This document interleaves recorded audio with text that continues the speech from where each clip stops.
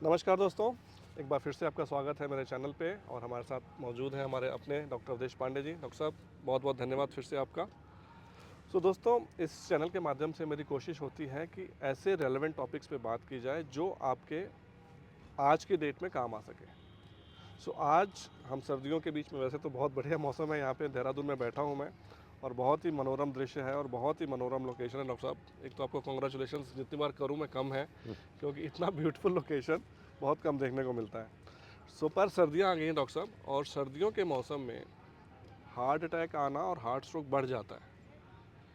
तो मैं आपसे जानना चाहूँगा कि ऐसा क्यों होता है और हम ऐसे क्या प्रिकॉशंस ले सकते हैं या क्या कर सकते हैं कि इसकी इंसिडेंस थोड़ा कम हो जाए।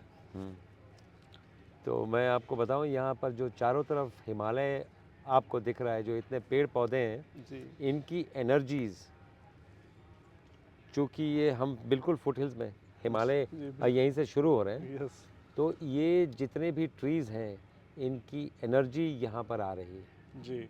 इसीलिए आप एनर्जेटिक फ़ील कर रहे हैं, इसलिए ट्रू। आपको बड़ा डिफरेंट फ़ील हो रहा है। यस। तो एनर्जी गेम है, जीवन एनर्जी का संचार है। और अगर ठीक से संचारित नहीं है, जहाँ पर एनर्जी बाधित हो जाती है, उसको डिजीज़्ड ऑर्गन कहते हैं। एनर्जी बाधित हो गई वहाँ पे, तो जी। इसीलिए ऐसा लोकेशन चुना गया है ताकि आप हील हो सकें, आपकी एनर्जी वापस आ सके वहाँ वहाँ तक। तो anyway, coming back to heart. जी डॉक्टर साहब। तो हार्ट, सबसे पहले तो हार्ट समझना ज़रूरी है कि हार्ट क्या चीज़ है। पहला ऑर्गन ऑर्गन जीवन एक सेल से शुरू हुआ था। सेल से टिश्यू बनता है, टिश्यू से ऑर्गन बनता है, ऑर्गन से ऑर्गेनिज्म बनता है। तो हमें ये हायरार्की याद रखनी पड़ेगी। हार्ट एक ऑर्गन है, तो बॉडी में कई ऑर्गन्स हैं। किडनी एक ऑर्गन है, हार्ट एक ऑर्गन है, लिम्फेटिक सिस्टम एक ऑर्गन है, सर्कुलेटरी सिस्टम एक ऑर्गन है, और अब तो हाल फिलहाल इन्होंने मेजेंट्री को भी एक ऑर्गन स्टेटस दे दिया है मॉडर्न मेडिसिन ने। तो एनीवे, तो मेरे कहने का मतलब ये है कि पहला organ to start functioning in the body of humans is heart. माँ के पेट में हार्ट बीट सबसे पहले शुरू होती है, and the last organ to stop functioning is the heart. इसलिए हार्ट का इम्पोर्टेंस किसी भी ऑर्गन से ज़्यादा है। जी we need to understand this. बिल्कुल। और हार्ट का अपना सोचने की शक्ति है। वो, जैसे लोगों को लगता है कि ब्रेन सब कुछ चलाता है, हार्ट का अपना ऑटोनॉमिक नर्वस सिस्टम है और वो ऑटोमेटिकली हार्ट उसी से चलता है। इसीलिए जो चीज़ आप दिल से फील करते हैं लेकिन दिमाग ऐसा नहीं सोच पाता है, that is called a heart brain connection और disconnection. So if your connection of the heart or brain is on the same page, आप सुलझे हुए हैं। अगर टू डिफरेंट पेज पे हैं तो आप उलझे हुए हैं, कंफ्यूज उसको बोलते हैं। कन्फ्यूजन में वैसे गाली समझता हूँ। कोई अगर बोलता है कि आप अगर कंफ्यूज्ड हैं, जी। तो I will consider it abuse. तो जो हार्ट बोलता है वो ज़रूर करना चाहिए, ब्रेन को रीऑर्गेनाइज करके वो बात समझनी और समझानी चाहिए। Nonetheless, now coming to the physical aspect. Heart के फिजिकल और मेटाफिजिकल दोनों एस्पेक्ट्स हैं, दोनों पे बात करेंगे। फिजिकल एस्पेक्ट है कि वो एक पंप है। जी। तो ये पंप शुरू कैसे हुआ? एक सेल से जीवन शुरू हुआ, वो पर्याप्त था जीवन के लिए, ज़ाइगोट। लेकिन और सेल जुड़ते गए, तो जब पॉपुलेशन बढ़ गया तो उसमें कुछ-कुछ चीज़ें कॉमन हैं, तो उसमें सर्कुलेटरी सिस्टम भी आना है ताकि एक सेल से दूसरे सेल में ये कनेक्शन किया जा सके, कुछ इनके वो लिए जा सकें। वो कैसे होता है कि आप कहीं जंगल में रह रहे हो तो कोई फ़र्क नहीं, अब फिर आपको कोई सिस्टम नहीं चाहिए, लेकिन एक सोसाइटी में जहाँ पर आप रह रहे हैं वहाँ पर घर भी चाहिए, वो ये भी चाहिए, कोई झाड़ू रोड पे लगाए, उसको उसके पैसे मिल जाने चाहिए, आप अपना काम कर रहे हो, आपको आपको आपके तो ऑर्गेनाइज्ड जैसे होगा, जब पॉपुलेशन बढ़ेगा, ऑर्गेनाइज स्ट्रक्चर होगा, तो सर्कुलेटरी सिस्टम की ज़रूरत पड़ेगी, रेस्पिरेटरी सिस्टम की ज़रूरत पड़ेगी। पहले एक ही सेल करता था, तो जैसे ही पॉपुलेशन ऑफ सेल्स बढ़े बॉडी में, तो दो arteries they came together and they intertwined with each other, और इसमें इलेक्ट्रिसिटी पैदा करने की भी ताकत आ गई, जिसको ऐसे नोड कहते हैं, जिससे ईसीजी आप नापते हैं, इलेक्ट्रिसिटी भी पैदा होती है और हार्ट उससे फंक्शन भी करता है, मैकेनिकली फंक्शन भी करता है। तो इलेक्ट्रिसिटी भी चाहिए, वो ऑटोनॉमिकली जनरेट करता है, हार्ट अपने सिग्नल्स खुद ही जनरेट करता है। इसका नर्वस सिस्टम भी है और इसका मैकेनिकल सिस्टम भी है। तो जो आपको फिजिकली दिखता है वो मैकेनिकल सिस्टम है हार्ट का, हार्ट पंप करता है। तो एक बार जब हार्ट पंप करता है तो हार्ट में भी, हार्ट के अंदर जैसे ब्लड वेसल के अंदर 3 लेयर हैं,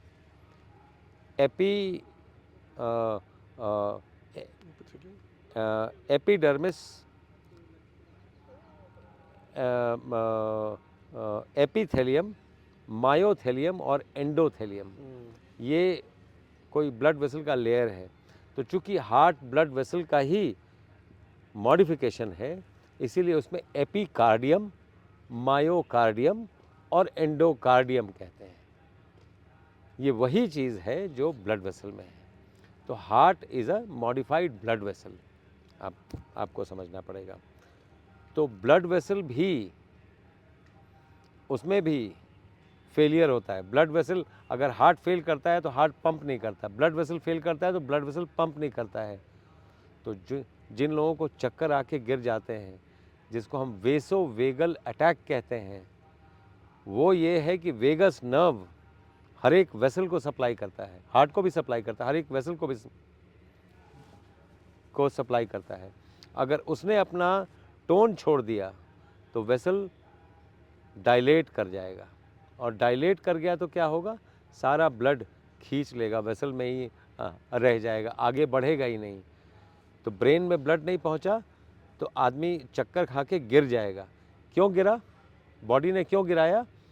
क्योंकि जब आप खड़े हैं तो बॉडी को एक्स्ट्रा एफर्ट लग रहा है ब्लड को पंप करने के लिए ब्रेन पे। जब आप गिर जाएंगे तो आप समान हो जाएंगे, आपका जो ये सिस्टम है, जो बॉडी का सिस्टम है, वो ग्रेविटी जो है वो अपना काम करेगी और सब जगह ब्लड सप्लाई प्रॉपर हो जाएगा। तो आपको अचानक आप उठ जाएंगे और बोलेंगे मैं तो फेंट हो गया था। तो ये fainting attacks are vasovagal attacks, और इसमें ब्लड वेसल में कोई प्रॉब्लम नहीं है, वेगस नर्व में प्रॉब्लम है, इसीलिए वेगल स्टिमुलेशन।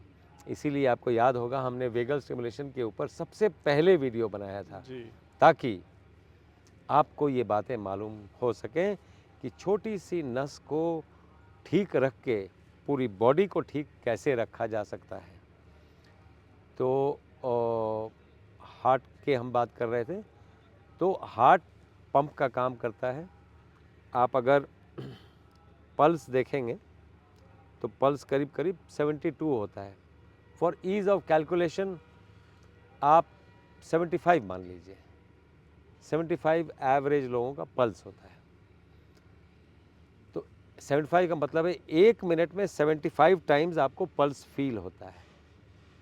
इसका मतलब है कि 1 पल्स इज़ 1 हार्ट बीट। इसका मतलब है कि हार्ट 75 टाइम्स बीट किया 1 मिनट में, मतलब 60 सेकेंड्स में 75 टाइम्स। तो एक टाइम बीट करने के लिए 1 सेकेंड से कम लगेगा ना, 0.8 सेकेंड्स लगता है। ये 0.8 सेकेंड्स याद रखने वाली बात है, क्योंकि हम जो मर्म थेरेपी भी करते हैं वो भी 0.8 सेकेंड्स का करते हैं। मतलब हम नर्व को हार्ट से सिंक्रोनाइज करते हैं। आपने देखा होगा जैसे हम लोग पेन निकालते हैं, जी। हम सिर्फ वो नर्व को हार्ट से सिंक्रोनाइज कर देते हैं। ये इतना ब्यूटीफुल सिस्टम है बॉडी का। अच्छा, तो 0.8 सेकेंड से ज़्यादा आपने देखा होगा हम मतलब उसमें प्रेस नहीं करते हैं, उसको छोड़ देते हैं, हम सिंक्रोनाइज करते हैं, तो पेन अपने आप चला जाता है। तो ये बड़ी छोटी-छोटी बातें हैं जो हाँ। समझने वाली हैं और जो बॉडी का हमें मतलब पता करने वाली हैं, और ये मॉडर्न मेडिसिन में अनफॉर्चुनेटली इसीलिए हमारा शो डॉक्टर्स में बहुत फेमस है, और मैं उनको वो काफ़ी देखते हैं। हमारे कई फ्रेंड्स हैं जो ये देखते हैं, क्योंकि ये बातें मॉडर्न मेडिसिन के टेक्स्ट बुक्स में नहीं मिलती हैं और ना ही गूगल पे मिलेंगी। गूगल पे भी आपको कई भी चीज़ें इंटीग्रेटेड वे में नहीं मिलेंगी। ट्रू। जी। तो जो जो आपने बात बोली थी न्यूटन की, मैं उसमें एक और बात जोड़ दूं, जी। ताकि आपको अगर नहीं समझ आ रहा है तो पिछला वाला एपिसोड ज़रूर देखिएगा जिस पे बात हुई थी। जी। उसमें मैं एक चीज़ बताना चाह रहा था कि आप जिसको भी कुछ बताएंगे वो गूगल पे देखेगा। ट्रू। बहुत सी बातें गूगल को भी नहीं पता है, सही है। तो उनको लगेगा कि आप ठीक नहीं बोल रहे हैं। तो हम लोग बहुत रिसर्च होके बैठते हैं जब बात करते हैं, तो मैं आपको वही बताता हूँ जो गूगल में आपको मिल जाएगा। पाइथागोरस थ्योरम टाइप करिएगा उसमें, और पाइथागोरस थ्योरम के विकिपीडिया में हिस्ट्री में जाइएगा। हिस्ट्री में आपको दिख जाएगा कि ये भारत से निकला है, सल्ब सूत्र कहते हैं इसको। ये आपको गूगल में मिल जाएगा, ये हमने खुद ही ये देखा है, तो हमें पता है। उससे आपको अंदाज़ा लगेगा कि पाइथागोरस को मैड मैन कहते थे। मैड मैन इसलिए कि वो सारा बाल अपना छिलवा लिया था, यहाँ पर ये चुटिया रखा हुआ था, और वो मड़ई एक बनाया था, और हट में बैठ वहीं पर रहता था, अपने स्टूडेंट्स को भी वहीं पर रखता था। Gurukul system, Gurukul system. उसके टीचर बाय द वे ये उसके शिष्य एरिस्टोटल भी रहे हैं, उसके शिष्य के शिष्य थे शायद। तो एरिस्टोटल, ये जितने भी नाम आपको पुराने फिलोसफर्स के दिखेंगे, पाइथागोरस के शिष्य रहे हैं ये। तो ये जो गुरु शिष्य परंपरा भारत से निकली हुई परंपरा है, और जिसको जब पाइथागोरस ने पहली बार किया तो उसको लोग पागल समझने लगे, इसीलिए उसको मैड मैन बोलते थे। और पाइथागोरस का दूसरा बुक है, आप देखिएगा, उसी आपको उसमें मेंशन ये मिलेगा, transmigration of souls. Transmigration of souls मतलब आत्मा जो है शरीर बदलती है, पुनर्जन्म। ये कॉन्सेप्ट पूजा पद्धतियों में सिर्फ सनातन कॉन्सेप्ट है ये। और पाइथागोरस को संस्कृत पता था। जितने लोगों ने दुनिया को बदला है वो संस्कृत जरूर जानते थे, चाहे वो आइंस्टाइन हो, चाहे वो ओपेनहाइमर हो। मेरे कहने का मतलब ये है कि संस्कृत एक ऐसा लैंग्वेज है जिस पे हमें भी ट्यूटोरियल निकालना चाहिए, ताकि जो लोग सीखना चाहें वो संस्कृत सीखें, और कम से कम इतना सीख लें कि आप बेसिक चीज़ें पढ़ लें और समझ लें। तो हम सोचेंगे इस पे, we can start something like that. So coming back to the heart sir, heart problem, yes. तो हार्ट का ये था कि आपने जब 75 पल्स आपने देख लिया 75 times in 1 minute, and 1 pulse मतलब 1 हार्ट बीट। एक हार्ट बीट में heart 70 ml blood 70 ml pump out करती है, 70 ml ब्लड। तो 1 हार्ट बीट में 70 ml ब्लड, 75 बीट्स इन 1 मिनट। तो 1 मिनट में हार्ट से कितना ब्लड निकला? 75 into 70, that comes to 5 litres. 5 litres, yes. 5 से 5.25 लीटर्स के बीच में इतना ही ब्लड बॉडी में होता है। इट मीन्स दैट बॉडी में जितना ब्लड है वो 1 मिनट के अंदर पूरी बॉडी में चल के हार्ट से निकल गया, क्योंकि हार्ट पंप कर रहा है इसलिए हार्ट से निकल गया वो। ये कितनी बड़ी बात है, इसका अंदाज़ा आपको तब लगेगा क्योंकि ब्लड जो है ऐसे नहीं मूव करता है, वेसल्स में मूव करता है। तो वेसल्स को अगर एंड टू एंड जोड़ लिया जाए, जितने वेसल्स हैं, मरे हुए आदमी का आप जोड़ सकते हैं, क्योंकि जिंदा आदमी के वेसल्स और लंबे होते हैं, मरे हुए आदमी के सिकुड़ जाते हैं। तो जो मरे हुए आदमी के सिकुड़े हुए वेसल्स अगर एंड टू एंड जोड़ लिए जाएं, तो 1,00,000 किलोमीटर बनता है। वाह, 1 lakh. 1,00,000 kilometre, which means in one pump 1,00,000 kilometre pump करके ब्लड को वापस हार्ट में लेके आ गया। मतलब 30 सेकेंड जाना, 30 सेकेंड आना। मुझे अगर हार्ट पंप है तो मुझे एक ऐसा पंप ही दिखा दीजिए जो 1 किलोमीटर पानी को फेंक के खींच ले, जो इंसान ने बनाया। तो अगर आपको इसमें डिविनिटी नहीं दिखती है तो फिर चश्मा लगाना ज़रूरी है, क्योंकि ये तो डिवाइन बात है, ये तो कल्पना के बियॉन्ड है। इसीलिए लोग जब कई बार आइए बोलते हैं कि आप लोग, आपके जो ऋषि महर्षि थे ये नाटक करते थे, ये सब क्या ज़रूरत है पूजा पाठ करके किसी पेशेंट को देखना। वो हम भी करते हैं।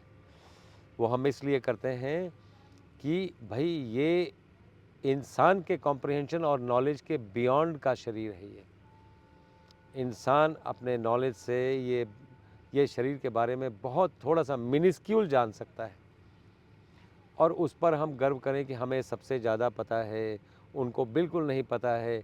ऐसी बातें बोलनी भी नहीं चाहिए, ऐसा मैं मानता हूँ। जी। तो ये है हार्ट का एफिशिएंसी, पंपिंग 1,00,000 लीटर 1,00,000 किलोमीटर्स तक ब्लड को पंप करके 1 मिनट में खींच लेती है। ये पंपिंग एक्शन है हार्ट का। इसीलिए Amazing। हार्ट को सिर्फ अगर पंप समझा जी। तो आप बहुत सी चीज़ें मिस करेंगे। जो कार्डियोलॉजिस्ट हमें सुन रहे हैं उनको भी मैं बताना चाहता हूँ कि उनके भी करिकुलम में ये चीज़ें नहीं हैं। क्या आप मिस करेंगे? ये बॉडी जो है, ये मैकेनिकल बॉडी जो है, अन्नमय कोश इसको चलाता है, प्राणमय कोश उसको चलाता है मनोमय कोश।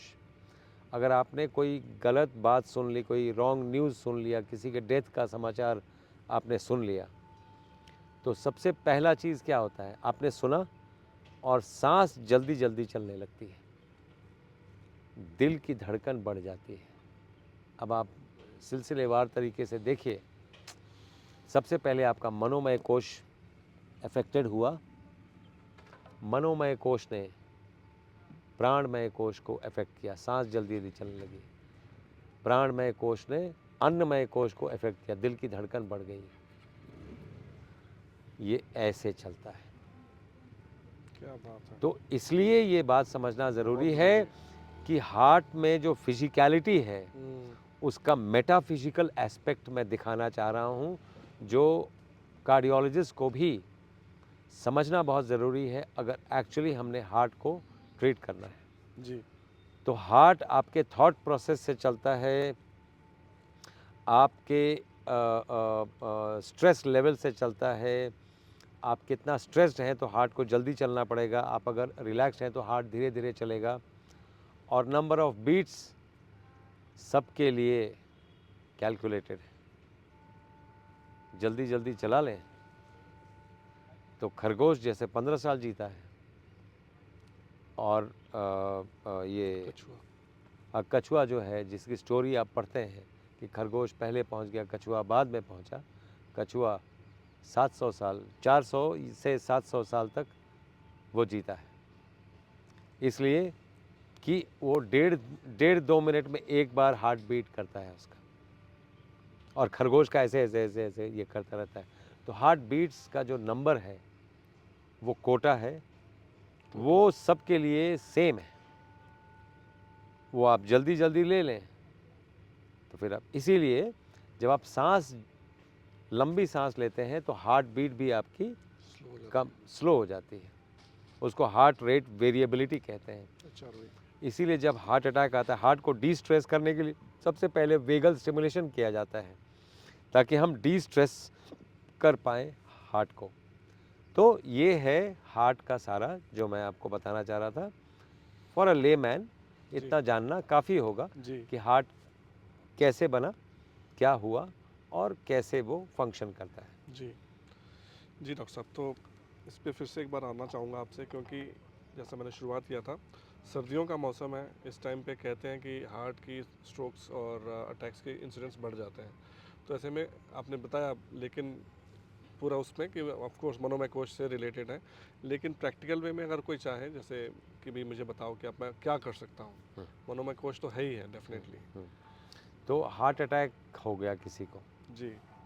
हार्ट अटैक मतलब हार्ट के मसल को जो ब्लड सप्लाई करती है आर्टरी, उसमें ब्लड सप्लाई बाधित हो गया किसी कारण से, आगे ब्लड नहीं गया तो ऑक्सीजन नहीं पहुंचा, तो वो portion of the heart dead हो गया, उसको हार्ट अटैक कहते हैं। टेक्निकल टर्म्स में मायोकार्डियल इन्फाक्शन कहते हैं, तो उसी को हार्ट अटैक कहते हैं।